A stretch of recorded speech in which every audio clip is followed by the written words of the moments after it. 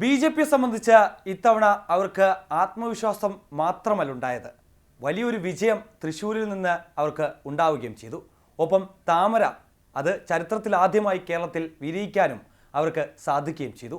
അതിൽ അവരുടെ vote share വർധന എത്രത്തോളം ഉണ്ടായിരുന്നു എന്നുള്ള കാര്യമാണ് നമ്മൾ ഇന്ന് പരിശോധിക്കാൻ പോകുന്നത്.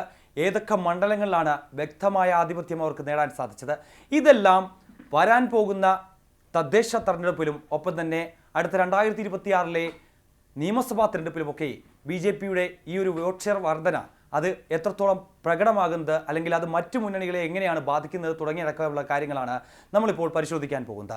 കഴിഞ്ഞ ദിവസം ഈ പോളിംഗ് റിസൾട്ട് വന്നതിന് ശേഷം വലിയ മുന്നേറ്റമാണ് സംസ്ഥാനത്തുടനീളം ബി.ജെ.പി നടത്തുകയും ചെയ്തത്. കാരണം LDF-നും UDF-നും കഴിഞ്ഞ 2019 വലിയ രീതിയിൽ വോട്ട് ഷെയറിൽ കുറവ് സംഭവിക്കുകയും ചെയ്തു.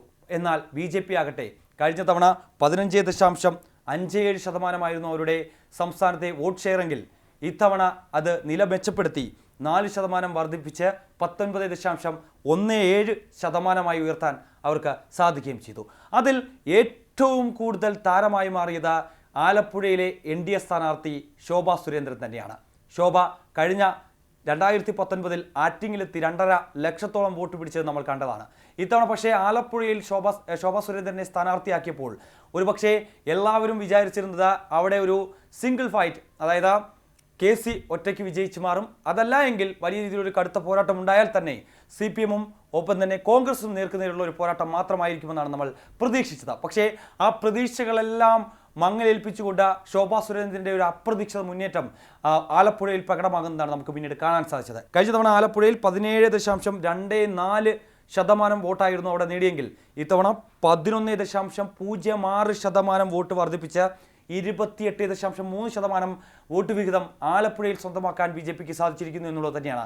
അത് ആലപ്പുഴയിൽ മാത്രം നിലനിൽക്കുന്നതല്ല, ആലത്തൂരിലേക്ക് പോകുമ്പോൾ TN സരസു അവിടെ നമ്മൾ ഏവരും കളിയാക്കുകയും ഒപ്പം തന്നെ അവിടെ എന്ത് കാട്ടാനാണ് ബി.ജെ.പി സ്ഥാനാർത്ഥി എന്ന് ഉള്ള ചോദ്യമൊക്കെ സോഷ്യൽ മീഡിയയിലൊക്കെ ഉയർത്തിക്കൊണ്ടിരുന്ന ഒരു കാലഘട്ടം ഉണ്ടായിരുന്നു. അതിന് കൃത്യമായ മറുപടി TN സരസുവിൻ്റെ ഭാഗത്തുനിന്ന് ഉണ്ടാകുന്നു എന്നുള്ളത് തന്നെയാണ്. 8.78% മാത്രമായിരുന്ന ആലത്തൂരിലെ വോട്ട് നില അത് ഇത്തവണ അവർ 18.97 ഉയർത്തുന്നു എന്നുള്ളത് തന്നെയാണ് അതിൽ അവരുടെ സ്ഥാനാർത്ഥിത്വം സംബന്ധിച്ച് അല്ലെങ്കിൽ അവർക്ക് എന്ത് ചെയ്യാനാകുമെന്നുള്ള ചോദ്യത്തിന് ഉത്തരമായി നൽകുകയും ചെയ്തിരിക്കുന്നത്. അവിടെ 10.15% വോട്ട് വർദ്ധിപ്പിക്കാൻ ബി.ജെ.പിക്ക് സാധിക്കുകയും ചെയ്തു. ഒപ്പം തന്നെ മറ്റു മണ്ഡലങ്ങളിലും സമാന സാഹചര്യമാണ്. പക്ഷേ ഏറ്റവും കൂടുതൽ ശക്തമായ ഒരു ത്രികോണ മത്സരം നടക്കുമെന്ന് നമ്മൾ പ്രതീക്ഷിച്ചിരുന്ന പത്തനംതിട്ടയിലാകട്ടെ ഫലം വിപരീതമായിരുന്നു.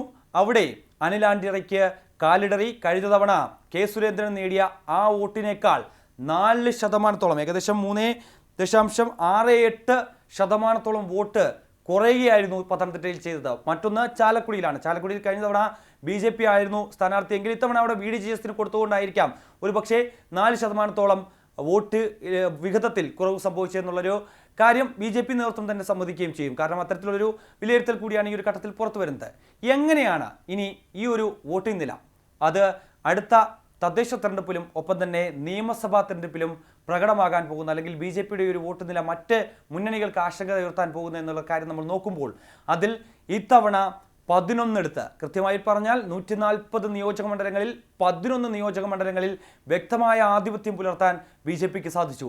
അതിൽ ഈ 11 ഒന്നാമതെത്താൻ മറ്റ് 2 പ്രധാനപ്പെട്ട മുന്നണികളെയും പിന്തള്ളി ഒന്നാമതെത്താൻ ബി.ജെ.പിക്ക് സാധിച്ചു. അതിൽ തിരുവനന്തപുരവും തൃശ്ശൂരും മാറ്റി നിർത്തിയാൽ ആറ്റിങ്ങൽ ലോക്സഭാ മണ്ഡലത്തിലെ പ്രകടനം തന്നെയാണ് അതിലേറ്റവും പ്രധാനമായി നമ്മൾ എടുത്തു പറയേണ്ടത്. കാരണം ആറ്റിങ്ങൽ നിയോജക മണ്ഡലത്തിലും കാട്ടാക്കട നിയോജക മണ്ഡലത്തിലും കൃത്യമായി തന്നെ ഒന്നാമതെത്താൻ ബി.ജെ.പിക്ക് സാധിക്കുകയും ചെയ്തു. കൂടാതെ വി മുരളീധരനും മറ്റ് 2 സ്ഥാനാർത്ഥികളും വി ജോയിയും ഒപ്പം തന്നെ അടൂർ പ്രകാശും തമ്മിൽ ഏകദേശം 13,000 വോട്ടിൻ്റെ ഒരു വ്യത്യാസം മാത്രമാണ് അവിടെ പ്രകടമാവുകയും ചെയ്തത്. അത്തരത്തിലുള്ള വലിയൊരു കടുത്ത പോരാട്ടം അവിടെയും ഒരു ത്രികോണ മത്സരം നടന്നു എന്ന് തന്നെ നമുക്ക് ഈ ഒരു ഘട്ടത്തിൽ വിശേഷിപ്പിക്കാൻ സാധിക്കുകയും ചെയ്യും. ഒപ്പം തന്നെ എക്സിറ്റ് പോൾ ഫലങ്ങളിലൊക്കെ തന്നെ ആറ്റിങ്ങിൽ വിജയസാധ്യത കൽപ്പിച്ചുവെങ്കിൽ പോലും തന്നെ അതേവരും തള്ളുന്നതാണ് നമുക്ക് ആദ്യഘട്ടങ്ങളിൽ കണ്ടതെങ്കിൽ, എന്നാൽ വി മുരളീധരൻ്റെ ആ ഒരു കടന്നുവരവ് അത് വലിയ രീതിയിൽ ബി.ജെ.പിക്ക് ഗുണം ചെയ്തു എന്നുള്ള കാര്യത്തിൽ സംശയമില്ല.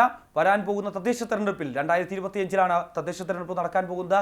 ആ തെരഞ്ഞെടുപ്പിൽ ഈ മണ്ഡലങ്ങളിൽ നേടിയിട്ടുള്ള വോട്ട് ഷെയർ അത് നിലനിർത്താൻ സാധിച്ചാൽ ബി.ജെ.പി ഇവിടെ ചരിത്രം കുറിക്കുമെന്നുള്ള കാര്യത്തിൽ സംശയമില്ല.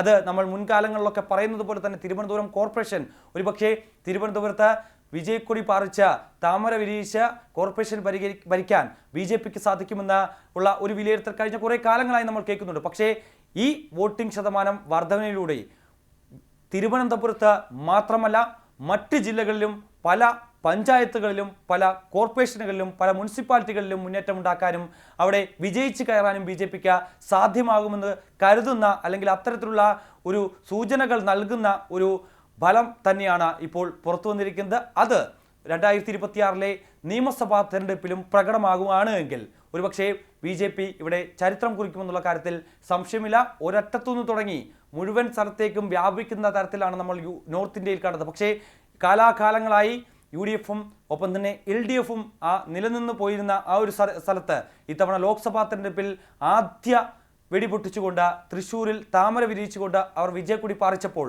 വരാൻ പോകുന്ന ഇനിയുള്ള തെരഞ്ഞെടുപ്പുകളിലും ഇതേ രീതിയിലുള്ള സമാനമായ ഒരു പോരാട്ടം BJPയുടെ ഭാഗത്തു നിന്നും ഉണ്ടാകുന്നത് തന്നെയാണ്, അല്ലെങ്കിൽ അത്തരത്തിലൊരു വിലയിരുത്തൽ തന്നെയാണ് രാഷ്ട്രീയ ലോകത്ത് നിന്ന് നമുക്ക് വ്യക്തമാക്കുന്നത്. എന്തായാലും ഇനിയുള്ള കാലത്ത് BJPയുടെ ഒരു പ്രകടനം എന്താണ് എന്ന് നമുക്ക് കാത്തിരുന്ന് കാണാം.